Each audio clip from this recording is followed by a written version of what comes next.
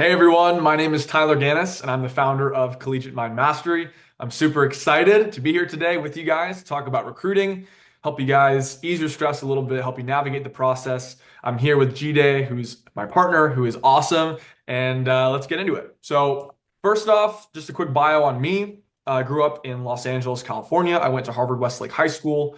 I was lucky enough to be on Team USA. When I was younger, I went to the University of Oregon for the first 3 years of my college career. And then I transferred to Northwestern, where I am currently in my fifth year playing baseball for the Wildcats. So that's a little bit about me. I'm going to go ahead and hand it over to G-Day, who runs our soccer division at Collegiate Mind Mastery. Hey guys, my name is Chide Wujo. I'm born and raised in Atlanta, Georgia. I went to school at Villanova University for 4 years where I played soccer and I played striker. I was actually a winger and striker. I transferred like Tyler for my fifth year to Northwestern, where I played another year and had probably one of my best years in collegiate soccer individually. When it comes to recruiting, I just want to say that it's really important to start early and build relationships with coaches. One thing I really wish I knew when I was in high school was to send these emails out even before those big showcases. If I sent those emails out when I had like an away game saying North Carolina, if I was interested in Duke, I would send an email out to Duke or to Wake Forest.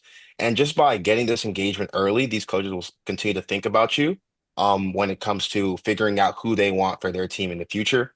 And then when it comes to those big showcases and you start to play well, they already kind of recognize your name and it just adds a level of excitement and just helps you out in the long run. So I think that's extremely important when it comes to building relationships. Secondly, something I also realized more, and I did a lot more in college, was adding to my highlight video after every game. This will save you so much more time.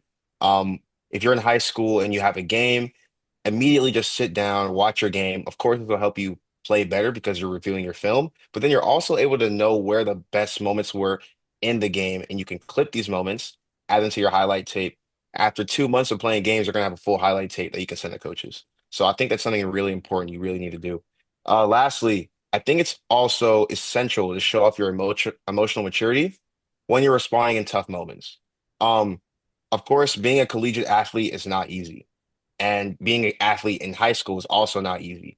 But what coaches find and what they love about recruiting and at least finding the best players for their squad is the players that can respond best in these tough moments and at least respond really well in adversity.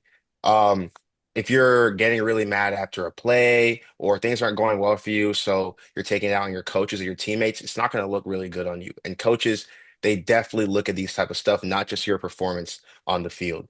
And then when they add you to your team, you're just going to be a problem if you don't have good emotional maturity. So I really think it's important, and that's something you should really work on and focus on throughout your time in high school. I love it. Thank you, G-Day. To piggyback off of that, I think a really good place to start is just making that list of schools. It's okay to have 100 schools on your list at first. I think the key is, find somewhere you might want to go academically.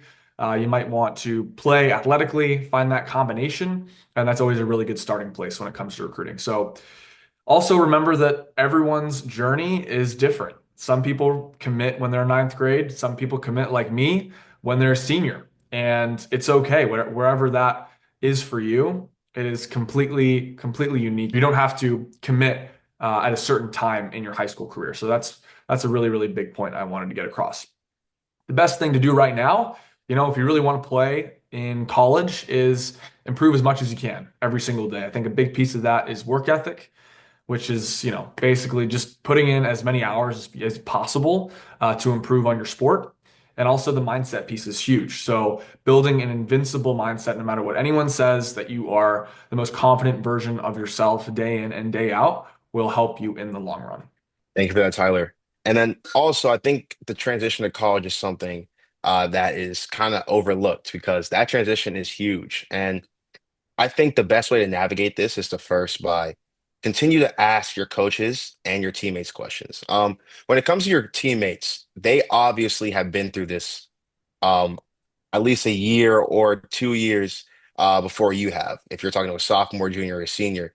So they know the best things to do. They know how you should approach school and balance that with your athletics. I think it's really important to ask them questions and get their insights because they're going to give you little tips that you thought you didn't really needed, that you thought you didn't really need at least at that time of your life. And you're going to see that it's going to help you in the long run.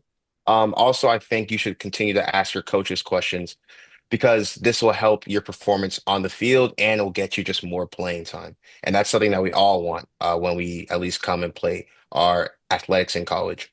So, when you talk to your coaches, just ask them specific questions. If it's about a session that you had tactically, you don't understand something, make sure you ask these questions because they're going to know that you want to learn. And then when you get these answers from them, make sure you're applying that onto the field. This is going to show that you're obviously listening to them and you're doing your best, at least to show what you've learned and put it onto the field. I think that's extremely important. And you're going to see that when you continue to do this, you're going to build a really good relationship with your coach. And then you're just going to play better. And next thing you know, you have an amazing season and all things can happen from there. Secondly, I think it's important to manage your time very well and just plan out your day because when you transition from high school to college, they kind of tell you a little bit, but you have so much more free time.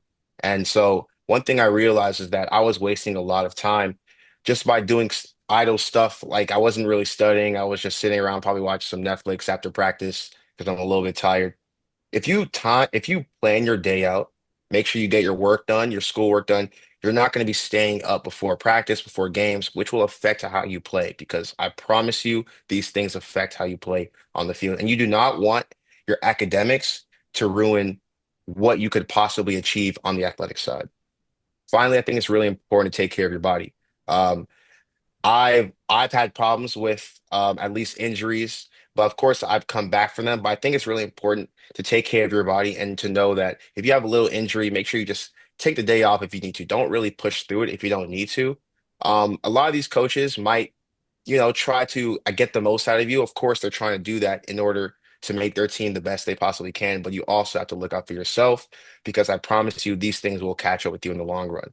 And so taking care of your body, I mean, it looks different for different people. Maybe you need to get more sleep, you need better nutrition, but it really depends on you. I really think it's extremely important to be the best version of yourself.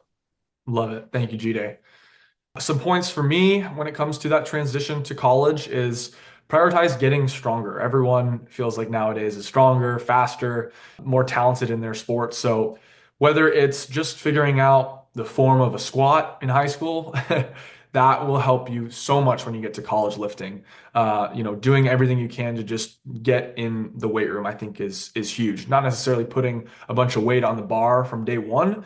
I think again, finding that form and just figuring out body weight exercises with maybe your coach at high school or outside of that, I think is huge.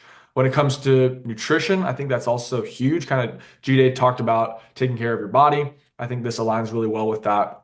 Essentially, it can give you an edge on the field. I feel like if I have taken care of my nutrition before my games, I have more energy, I'm focused, I don't really have any brain fog, and I'm ready to conquer whatever's in front of me. So don't discount the nutrition. Make sure that nutrition is something that you are taking care of every single day and building those really, really good habits from an early age.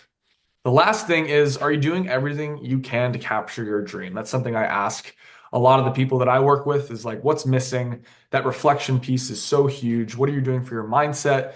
All those things are really, really important. You want to control what you can control. A couple of the staples at Collegiate Mind Mastery that we talk about a ton is, are you in control of your thoughts, your actions, and emotions? Those are the three things that, in my opinion, are the most controllable things in the world when it comes to the world of sports and honestly the world of life.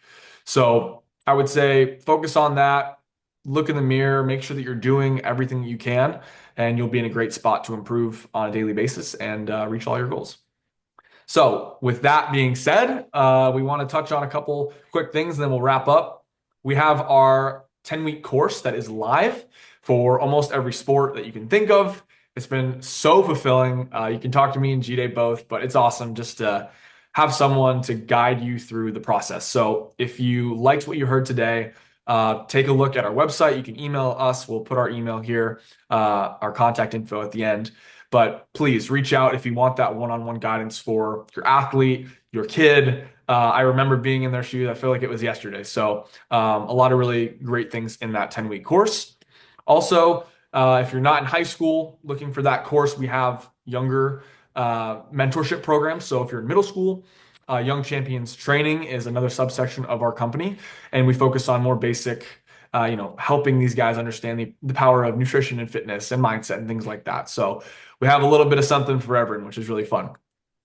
So again, if you have any questions, if you want to learn more, you can email us here at tyler@collegiatemindmastery.com or just look on our website at collegiatemindmastery.com. So thank you all for attending. And we're really excited to continue doing webinars like this. So stay tuned on social media. Make sure no matter what you're doing in the classroom, on the field, to compete.